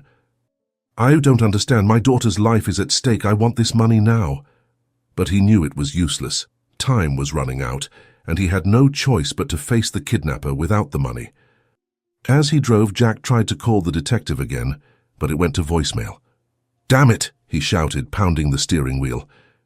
He knew he was going against all recommendations, but the thought of waiting for the police while Emma was in danger was unbearable. The city streets blurred past as Jack weaved between cars, ignoring the curses and honks from other drivers. Every second felt like an eternity, and he couldn't help but imagine the fear Emma must be feeling. "I'm coming, sweetheart. Daddy's going to get you out of there," Jack murmured, as if Emma could hear him. He ran a red light at an intersection, nearly causing an accident. The sound of screeching tires and crashing metal echoed behind him, but Jack didn't dare look back. Finally, Jack spotted the abandoned house. It was a dilapidated structure, with broken windows and graffiti covering the walls. He parked the car haphazardly, halfway up on the sidewalk, and ran out, his heart pounding so hard it felt like it might burst out of his chest. "Emma! Emma, are you in there?" Jack shouted, approaching the house's entrance. Only the echo of his own voice answered, heightening his desperation. Cautiously, Jack pushed the rusty door, which creaked ominously. The inside was dark and dusty, debris scattered across the floor. The smell of mold and decay made his stomach churn, but he pressed on, determined to find Emma. "I'm here, Emma," Jack called out again, more softly this time, afraid of alerting the kidnapper. "Daddy's going to find you and get you out safely. I won't let anyone hurt you." Each step made the old wooden floor creak, adding to the tension in the air. Jack began making his way through the house, his eyes adjusting to the darkness. He checked every space, every room, calling out for Emma in a hushed voice. The oppressive silence was broken only by the sound of his labored breathing and the occasional creak of the building's structure. Upstairs, Jack heard a noise coming from one of the rooms. His heart leapt, and he approached cautiously. "Emma?" he whispered, pushing the ajar door open. The room was empty, save for a startled rat that scurried away at his presence. Jack cursed under his breath, frustration mounting. Continuing his search, Jack kept rummaging. The hallway was long and dark, with several doors on both sides. He began checking each room, his desperation increasing with every opened door that revealed only more emptiness and desolation. "Where are you, dear?" Jack muttered, the despair growing with every moment that passed without finding Emma. He reached the end of the hallway, his body tense, ready for anything. Suddenly, Jack heard a muffled sound coming from one of the rooms. His heart raced as he recognized Emma's voice. Without hesitation, he ran toward the sound, his whole body trembling with adrenaline and fear. "Emma! I'm coming, dear," Jack called, louder now, no longer caring about being discreet.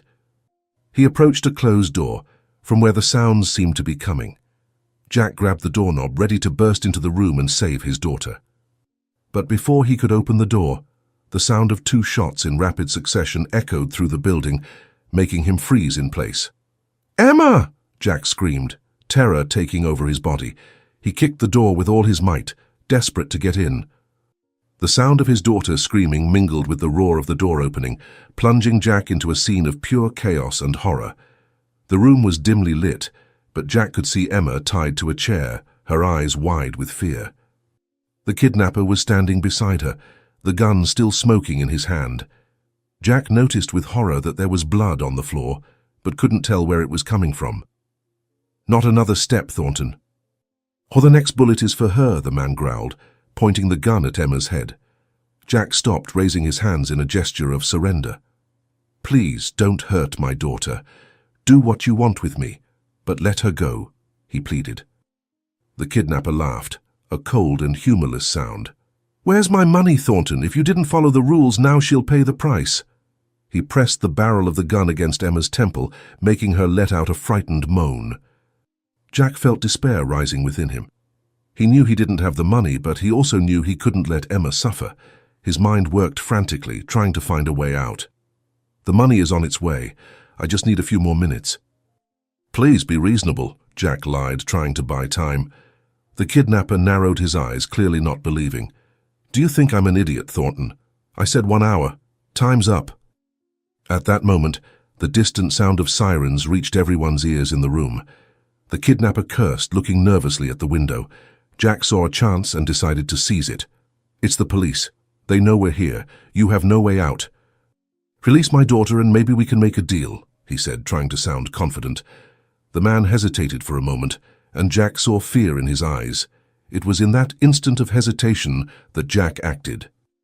With a scream of fury and desperation, he launched himself toward the kidnapper, determined to disarm the man and save Emma. What followed was chaos of movement and sound. Emma screamed when the two men collided, fighting for the gun. Jack felt a blow hit his face, but he didn't care, focused only on protecting his daughter. He grabbed the kidnapper's wrist, trying to divert the gun away from Emma. "Emma, close your eyes," Jack yelled as he continued to struggle with the kidnapper. The gun went off again, the deafening sound echoing through the empty room. Jack felt a sharp pain in his shoulder, but the adrenaline kept him moving. He managed to twist the kidnapper's arm, making him drop the gun. The man, furious, attacked Jack with punches and kicks, but Jack was determined not to give in. "You're not going to hurt my daughter," Jack roared, delivering a powerful blow that made the kidnapper stagger. Seizing the momentary advantage, Jack lunged at the man, knocking him to the ground. The two rolled across the dusty floor, exchanging fierce blows. Jack could hear Emma's terrified sobs, and that only increased his determination. With a supreme effort, he managed to immobilize the kidnapper, pinning him to the ground. "It's over, you lost," Jack panted, his body aching, but his will unbroken. The kidnapper still tried to struggle, but Jack held him firmly in place. At that moment, the sound of hurried footsteps echoed down the hallway. The police had arrived, drawn by the gunshots. Jack felt immense relief wash over his body, but he dared not release the kidnapper until the officers entered the room. "Police! Freeze!" an officer shouted, entering the room with his gun drawn. Jack slowly backed away from the kidnapper, his hands raised. "This man is a kidnapper. He took my daughter," he said, pointing to the man on the floor. As the police handcuffed the kidnapper, Jack ran to Emma, untying her with trembling hands. "Emma, my love, are you all right? Did he hurt you?" Emma, still crying, threw herself into Jack's arms as soon as she was freed. "Daddy, I knew you would come. I knew." Jack held her tightly, tears streaming down his face. "Of course I came, my love. I will always come for you. It's all right now. Daddy's here." He held her close, feeling Emma's tiny body tremble against his. The paramedics arrived soon after, rushing to attend to Jack and Emma. As they were examined, Jack didn't let go of his daughter's hand for a second. He knew they had a long road ahead, that there would be traumas to overcome and explanations to give and an examination to undergo. But in that moment, all that mattered was that Emma was safe in his arms. "Let's go home, Emma," Jack whispered, kissing the top of his daughter's head. "Let's go home." And so father and daughter left that abandoned house, united by a bond no kidnapper could break. The days that followed Emma's rescue were a whirlwind of emotions for Jack and his newly discovered daughter. After the trauma of the kidnapping, they both needed time to heal and get to know each other. Jack decided to take Emma to his home, determined to create a safe and nurturing environment for her. The nights were difficult, with Emma often waking from nightmares, screaming for her father. Jack was always there, comforting her and promising he would never leave her again. "It's okay, Emma." "Daddy's here," Jack whispered, hugging her tightly. "No one will hurt you again." Emma clung to him, her little hands clutching Jack's shirt firmly as if afraid he would disappear. During the day, Jack strived to establish a routine that would help Emma feel secure.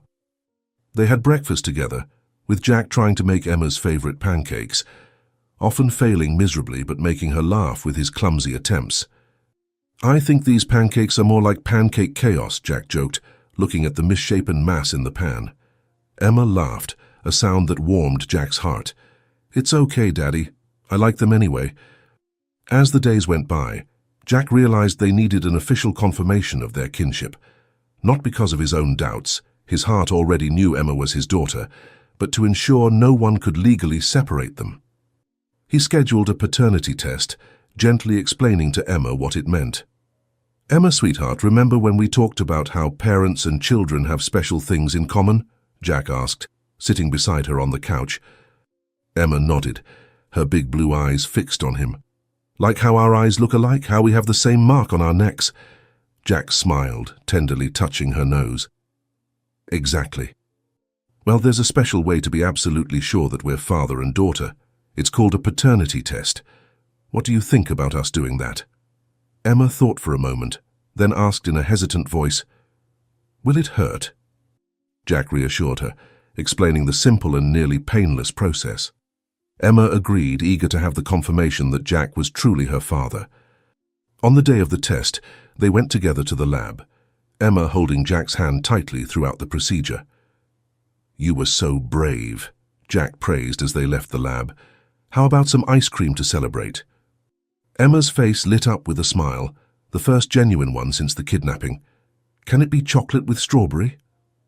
As they savored the ice cream in a nearby park, Jack watched Emma, marveling at each little gesture and expression.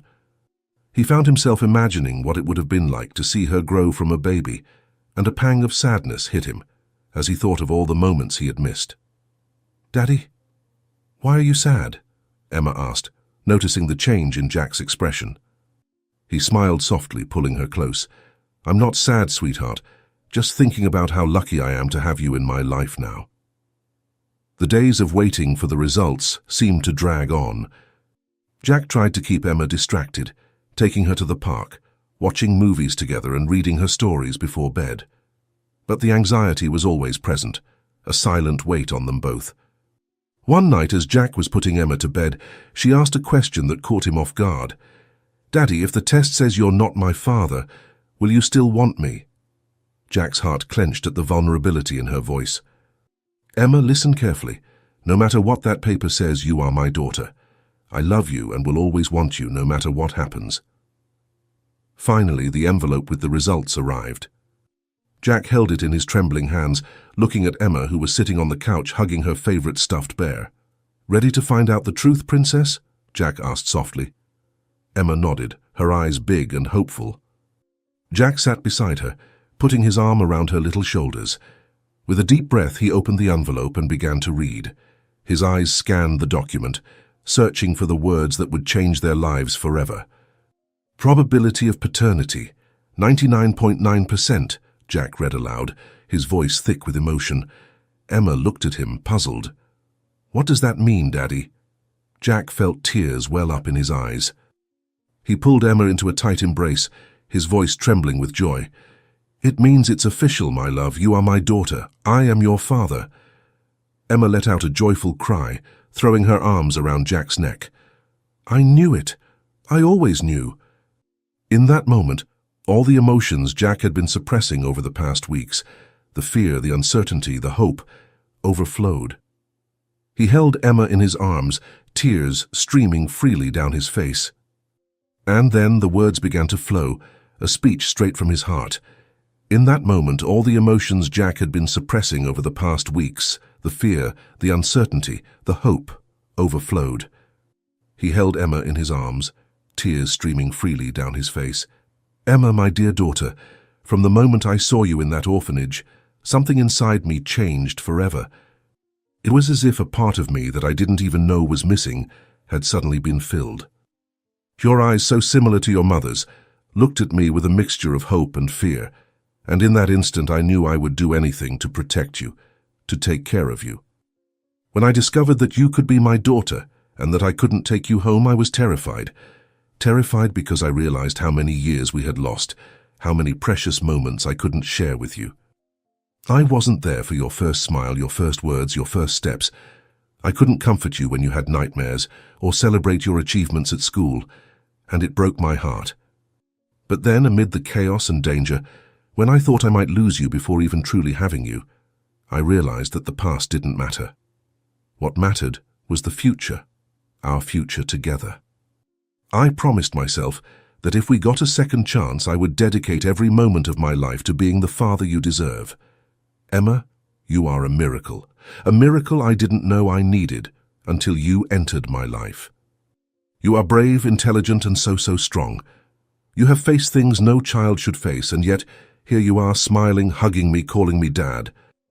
You've taught me more about love and courage in the last few days than I've learned in my entire life. I know we have a long road ahead of us. There will be difficult days, nights when the nightmares return, moments when the pain of the past seems unbearable, but I want you to know, my dear daughter, that I will be by your side every step of the way. I will hold your hand in moments of fear. I will embrace you in moments of sadness, and I will celebrate every one of your victories, no matter how small. I promise to be not only the father you deserve, but the father you need. I will learn from you every day, I will grow with you, and together we will create memories that will last forever. I will teach you everything I know, and I know you will teach me even more. Emma, my sweet Emma, you are the greatest gift life could ever give me. You are my second chance, my redemption, my reason to be a better person every day. Your smile lights up my world. Your laugh is the most beautiful music I've ever heard. And your love is the force that drives me. From today on, we are not just father and daughter because of a paternity test. We are a family because we chose to be, because our hearts recognized each other before our minds even understood. I will love you, protect you, and guide you every day of my life, Emma. And I promise that no matter what happens, you will never be alone again. Thank you for giving me the honor of being your father. Thank you for teaching me the true meaning of unconditional love. And thank you, my dear daughter, for making me the happiest and proudest man in this world. I love you more than words can express, Emma. You are my world, my everything, and I promise that every single day by your side will be a wonderful adventure. We're in this together, my princess, now and forever. After hanging up, Jack sat for a long time contemplating the incredible changes that had occurred in his life in the past few weeks. He knew the path ahead wouldn't be easy. Emma would still have to deal with the trauma of the kidnapping, and they would have to learn to be a family. But for the first time in a very long time, Jack felt truly hopeful about the future. "Thank you, Sarah," he whispered into the air, thinking of Emma's mother. "Thank you for giving me this incredible gift. I promise I'll take good care of her." With one last look at Emma's room, Jack headed to his own bed, his heart filled with love and gratitude. Tomorrow would be the first day of the rest of their lives as father and daughter, and he could hardly wait to see what the future held for them. In the weeks following the official confirmation of Jack's paternity, he and Emma began adjusting to their new life as a family. As the bond between them grew stronger, Jack couldn't help but think about the other children at the orphanage, those still waiting for a chance to find a home. One morning, over breakfast, he shared his thoughts with Emma. "Emma, sweetheart, what do you think about visiting the orphanage today?" Jack asked, carefully watching his daughter's reaction. Emma stopped chewing her cereal, her eyes widening in a mixture of surprise and apprehension. "Go back there?" "Why, Daddy?" Jack gently explained his idea of helping other children, watching Emma's face light up with understanding and empathy. He marveled at his daughter's compassion when she agreed enthusiastically, eager to help her former orphanage mates. "Can we bring them gifts, Daddy? Like those teddy bears you gave me?" Emma asked, bouncing with excitement in her chair. Jack smiled, touched by Emma's generosity. "Of course we can, Princess. How about we go shopping first?" After an animated shopping trip, where Emma carefully picked out gifts for each child she could remember, they headed to the orphanage. Jack's heart beat hard in his chest as they approached the familiar building. He could feel Emma tensing up beside him in the car. "It's okay, sweetheart. We're here to help, remember?"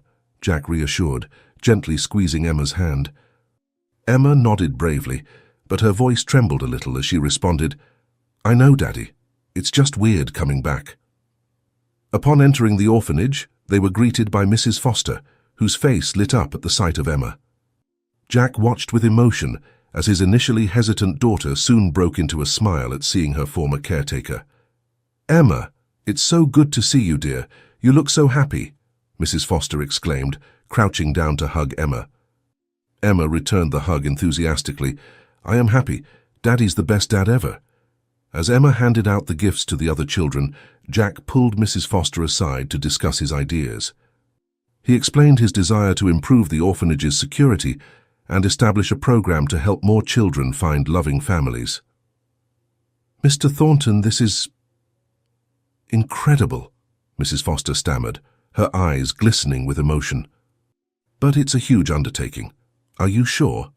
Jack nodded firmly. "More than sure. Every child deserves what Emma and I have now." In the days that followed, Jack dove headfirst into his new project. He hired a security team to assess the orphanage and implement immediate improvements. Security cameras were installed, the alarm system was updated, and guards were hired to patrol the perimeter. "Daddy, why do we need all these cameras?" Emma asked one day. watching the technicians work. Jack crouched down beside her, gently explaining, "To keep all the children safe, honey, so that no one else goes through what you did." Alongside the security upgrades, Jack began developing his philanthropic foundation. He hired a team of social workers, psychologists, and family law attorneys. His goal was not only to facilitate adoptions, but to ensure each child was placed with the right family. "We don't just want quantity, we want quality," Jack explained in a meeting with his team. "Every placement needs to be perfect, for both the child and the family." One of the social workers nodded in agreement. "It's refreshing to see someone so committed to the well-being of children, Mr. Thornton." As the project took shape, Jack found himself spending more and more time at the orphanage. Emma often accompanied him, helping where she could and making friends with the other children. Jack watched with pride as his daughter became a little ambassador for the project. "Papa, Lily told me she wants a family like ours," Emma shared one night, her eyes full of hope. "Can we help her?" Jack hugged Emma, moved by her compassion. "We'll do our best, sweetheart. That's what all of this is for." Over the months, the impact of Jack's work began to show. The first successful adoptions facilitated through his foundation were celebrated with joyous parties at the orphanage.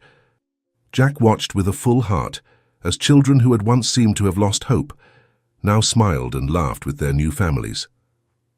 "Mr. Thornton, what you've done here is nothing short of a miracle, Mrs. Foster told him at one of those parties, tears of joy in her eyes. Jack smiled, watching Emma play with some of the younger children. The real miracle was finding Emma. That opened my eyes to what really matters. As word of the project's success spread, Jack began receiving media attention. Initially reluctant to thrust himself into the spotlight, he soon realized that publicity could help reach more potential children and families. "Dad, are you going to appear on TV?" Emma asked excitedly when Jack mentioned an interview he had scheduled. Jack laughed, affectionately ruffling her hair. "Yes, but only if you promise not to tell them about my burnt waffles at breakfast." The interview was a success, leading to an increase in donations and interest from potential adoptive parents. Jack found himself balancing his time between managing the growing foundation and ensuring he still had quality moments with Emma. "I'm proud of you, Dad," Emma said one night as Jack tucked her into bed. "You're helping so many kids who live the same as me." Jack felt his heart swell with love. "Thank you, Princess. But remember, you'll always be my #1 priority." As the foundation's first year approached its end, Jack organized a big celebration at the orphanage. Families who had adopted through the program were invited, along with children still waiting for a permanent home. It was a mix of joy and hope that filled the air.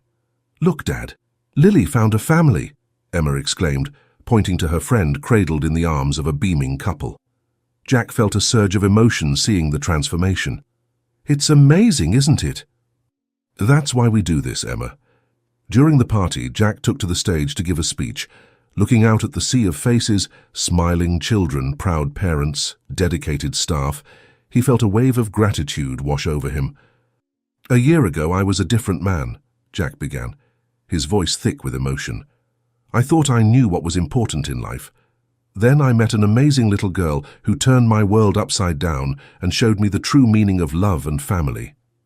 He paused, finding Emma's eyes in the crowd. She smiled at him, giving him courage to continue.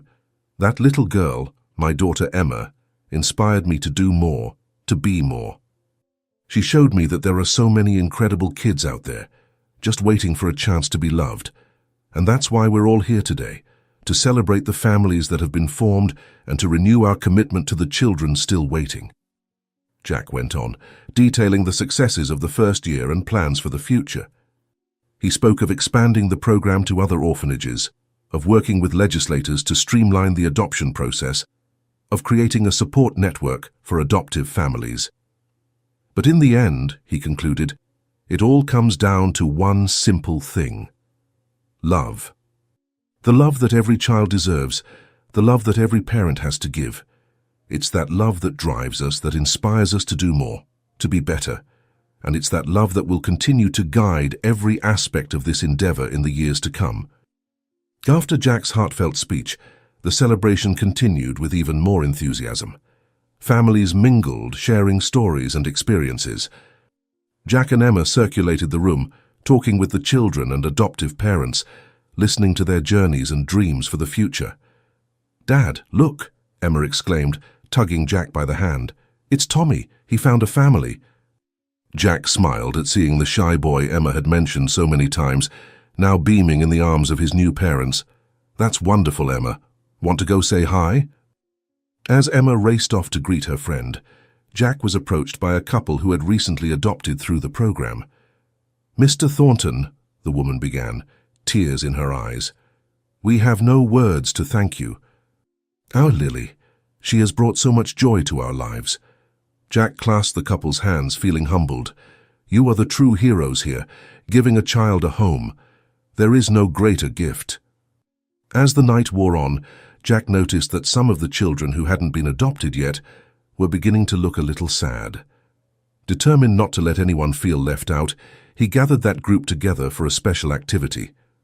"How about we make a mural of our dreams?" Jack suggested, spreading paper and colored pencils across a large table. The children's eyes lit up at the idea. "Can we draw anything?" a little boy asked shyly. Jack nodded, smiling encouragingly. "Anything you dream for the future, and I promise we'll work hard to make those dreams come true." As the children drew, Jack found himself moved by the simple yet profound dreams they shared. Homes with gardens, smiling families, pets. Each drawing was a window into the hopeful hearts of these kids. Emma joined in the activity, sitting beside a girl who seemed especially quiet. "Hi, I'm Emma. What's your name?" The girl looked up shyly. "I'm Sophie." You really used to live here?" Jack watched with pride as Emma gently talked with Sophie, sharing her own story and offering words of encouragement. He realized Emma wasn't just his daughter anymore. She had become a beacon of hope for other children. Later that night, as he helped clean up after the party, Jack was approached by Mrs. Foster. "Jack," she said, using his first name for the first time, "what you've done here, it's more than I ever dreamed possible for this place." Jack smiled, looking around at the transformed orphanage. "It's only the beginning, Mrs. Foster. We have so much more to do." As they prepared to leave, Jack noticed Emma yawning, exhausted but happy. He scooped her up into his arms, feeling the comforting weight of his daughter. "Daddy," Emma mumbled sleepily, "can we do this again tomorrow?" Jack chuckled softly, kissing her forehead. "Not tomorrow, Princess, but soon, I promise. We have a long road ahead." On the way home, with Emma asleep in the back seat, Jack reflected on how far they had come and how much was still left to do. He thought of all the children who still needed a home, love, a chance. One step at a time, Jack thought, determined. We'll keep making a difference, one heart at a time. Arriving home, Jack gently carried Emma to her room. As he laid her down, she briefly opened her eyes. "I love you, Daddy," Emma murmured, already drifting back to sleep. "I'm glad we're a family." Jack felt his heart swell with love. "I love you too, my princess. More than you'll ever know." Before leaving the room, Jack paused at the doorway, looking at his sleeping daughter. He thought of all the changes that had occurred in his life since Emma entered it. From a man focused on business and material success, he had become someone dedicated to making a difference in the world. "Thank you, Emma," Jack whispered into the darkness, "for showing me what really matters in life." As he prepared for bed, Jack was already making plans for the future, expanding the program to other states, creating a national support network for adoptive families, working with lawmakers to improve adoption laws. The possibilities seemed endless. One day at a time, Jack reminded himself as he lay in bed, one heart at a time. And so, with his heart full of love, and his mind filled with dreams for the future, Jack fell asleep, grateful for the family he had found, and determined to help other children find the same love and happiness that he and Emma shared. 5 months had passed since that celebratory night at the orphanage. Jack's project had grown beyond his most optimistic expectations, expanding across several states and helping thousands of children find loving homes. Emma, now older, had become a compassionate and determined young woman, often accompanying her father on his trips and events. On a sunny Saturday afternoon, Jack and Emma were in the attic of their home, sorting through old boxes. It was a ritual they had established, a way to keep Sarah's memory alive and, at the same time, strengthen the bond between father and daughter, after asking a team to pick up Emma's belongings from her previous home. "Dad, look what I found," Emma exclaimed, holding up a dusty photo album. Jack approached, curious. "Wow, I don't remember this one. Let's take a look." Sitting on the attic floor, they flipped through the album together. They were photos of Sarah pregnant, her face radiant with happiness. Jack felt a lump in his throat seeing images of a time he never knew. "Your mother was so beautiful, Emma," Jack said softly, touching a photo of Sarah smiling at the camera, her belly prominent. Emma nodded, her eyes shining with unshed tears. "I wish I could remember more of her." As they turned the pages, a yellowed envelope fell out of the album. Jack picked it up, his heart racing as he recognized Sarah's handwriting. "To Jack," the envelope read. "What's that, Dad?" Emma asked, curious. Jack swallowed hard, his voice trembling. "It looks like a letter from your mum, to me." With shaking hands, Jack opened the envelope and began to read aloud. "Dear Jack, if you're reading this, it means something has happened to me, and that you have finally found our daughter Emma. There is so much I need to tell you, so much to explain. I hope you can find it in your heart to forgive me. When I discovered I was pregnant, I was terrified. We were so young, and you were about to embark on your dream career. I remember how your eyes would light up when you spoke of your plans, of changing the world through business. I couldn't be the one to destroy your dreams. So, I did the hardest thing I've ever done. I decided not to tell you about Emma. I convinced myself it was best for all of us. You could pursue your career, and I would raise our daughter with all the love in the world. But life has a funny way of changing our plans, Jack. As Emma grew, I saw you in her every day. Her smile, her determination, her birthmark, even the little crease that forms between her eyebrows when she's focused. It was as if a part of you was always with me. I started to realize the mistake I had made. Emma deserved to know her father, and you deserved to know your incredible daughter. I decided it was time to tell the truth to correct my mistake, but I kept putting it off. Jack, I know asking for your forgiveness is asking too much. But please don't let my mistake affect your love for Emma. She is the best of both of us, a wonderful child who deserves all the love in the world. If something has happened to me, take care of her, love her, and please tell her about me. Tell her that despite my mistakes, I loved her more than anything in this world, and that I loved you too, Jack. I always did, with all my love and regret, Sarah." Jack finished reading, his voice thick with emotion. He looked at Emma, whose face was streaked with tears. "Oh, Dad," Emma sobbed, throwing herself into Jack's arms. Jack held her tightly, his own tears flowing freely. "It's okay, my love. It's okay." They stayed like that for a long time, embracing on the attic floor, processing the revelations of the letter. When they finally pulled apart, Jack cupped Emma's face in his hands, looking into her eyes. "Emma, I want you to know that it doesn't matter how we got here. You are the best thing that's ever happened to me, and your mother. She loved you so much. We both love you so much." Emma nodded, wiping away tears. "I know, Dad. I love you both too." In the days that followed, Jack and Emma spent a lot of time talking about Sarah, about the past and about the future. Jack shared stories from when he and Sarah were young, helping Emma build a more complete picture of her mother. One week after the discovery of the letter, Jack had an idea. He took Emma to the orphanage where it had all begun. Together they planted a tree in the garden in memory of Sarah. "You see, Emma," Jack said as they shoveled dirt around the sapling, "this tree will grow strong and beautiful, just like you. And whenever we look at it, we'll be reminded of your mother and the love she had for us."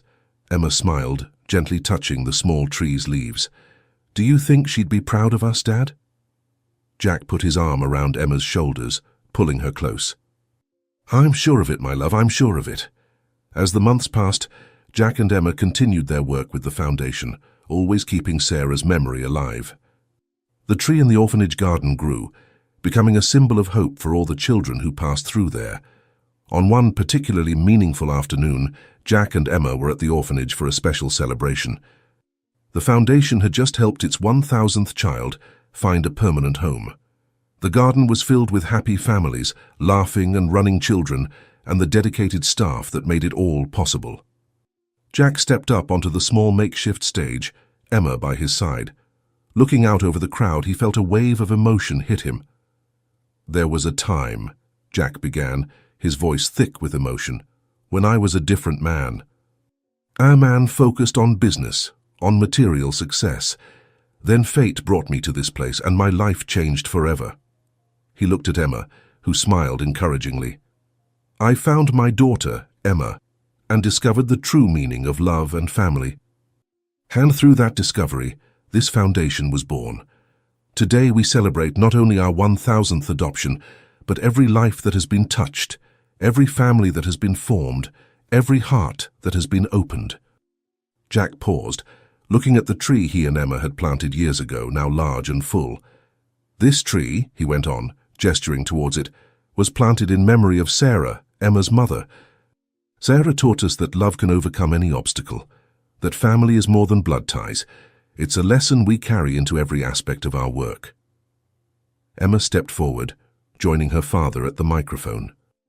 "Every child deserves a loving home," she said, her voice clear and confident. "Every child deserves a chance to be part of a family. That's what we do here, and that's what we'll continue to do." The crowd applauded, many with tears in their eyes. Jack embraced Emma, feeling immense pride in his daughter and the work they had done together. After the ceremony, as families mingled and children played, Jack and Emma walked over to Sarah's tree. They stood there for a moment in silence, each lost in their own thoughts. "You know, Dad," Emma said finally, "I think I understand why Mom did what she did. She wanted what was best for all of us." Jack nodded, putting his arm around Emma's shoulders. "Yes, she did.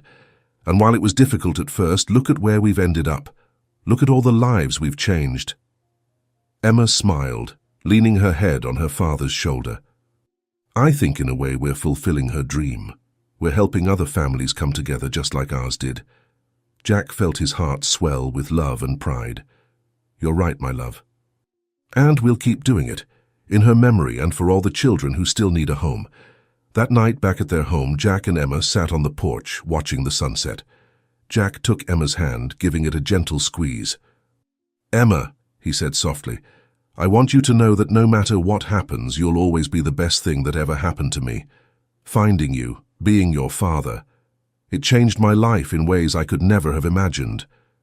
Emma smiled, her eyes shining with unshed tears. "I know, Dad, you changed my life too. I love you. I love you too, my princess," Jack replied, pulling her into a hug. As the sky turned shades of orange and pink, father and daughter remained embraced, grateful for the love they shared and the meaningful work they did.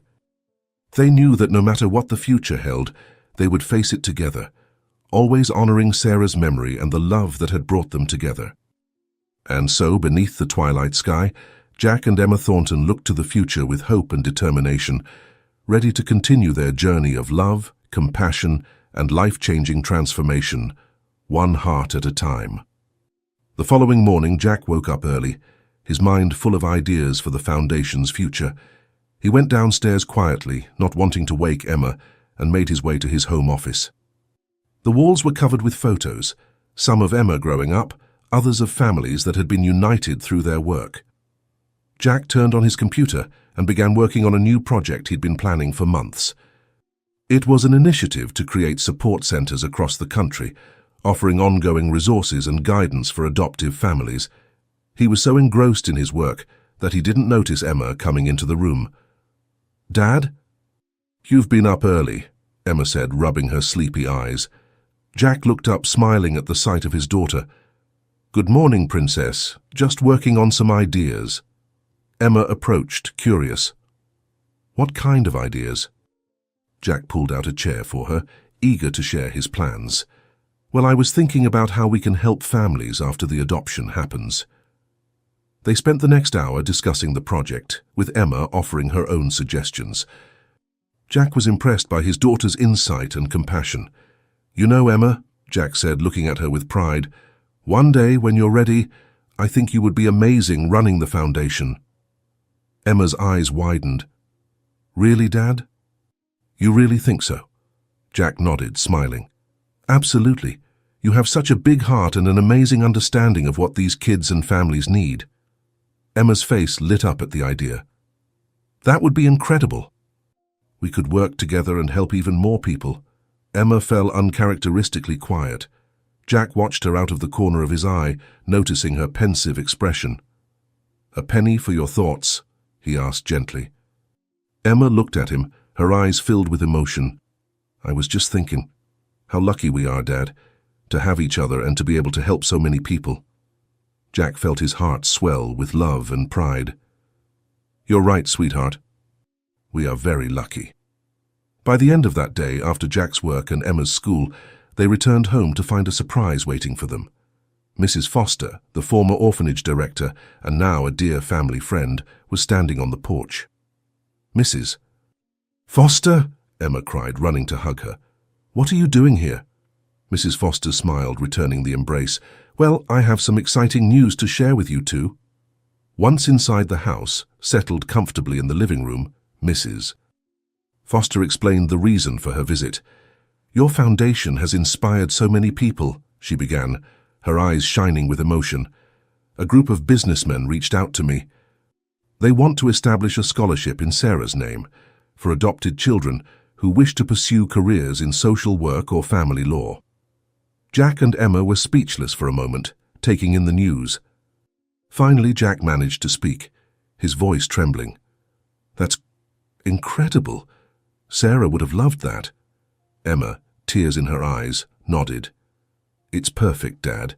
It's a way to continue Mum's legacy." Mrs. Foster smiled gently. "There's more. They would like Emma to be the first recipient of the scholarship when it comes time for college."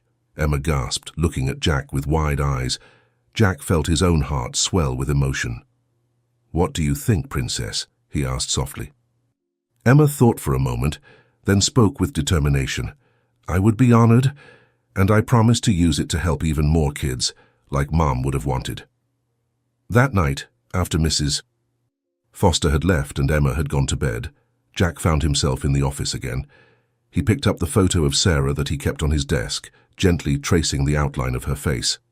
"You would be so proud of her, Sarah," he whispered. "She has your heart, your compassion, and together we're continuing the work you started." Jack set the photo back down and looked out the window at the starry night outside. He thought of all the lives they had touched, all the families they had helped bring together. He thought of Emma and the bright future she had ahead of her. With a smile, Jack turned off the office light and headed upstairs. Tomorrow would be another day, another chance to make a difference, and he could hardly wait to see what the future held for them. So, in the quiet of the night, the Thornton household rested peacefully. A home filled with love, with hope and promises for the future. A home that was a testament to the power of family love and the difference one person, or two, could make in the world. If you enjoyed this story, we invite you to like this video and subscribe to our channel. Your support motivates us to keep bringing exciting stories almost every day.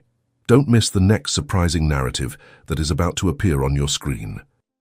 We are immensely grateful to have you here with us. Now you can click on the links appearing on the screen right now. We have a special selection just for you, filled with valuable stories and guaranteed entertainment. See you there.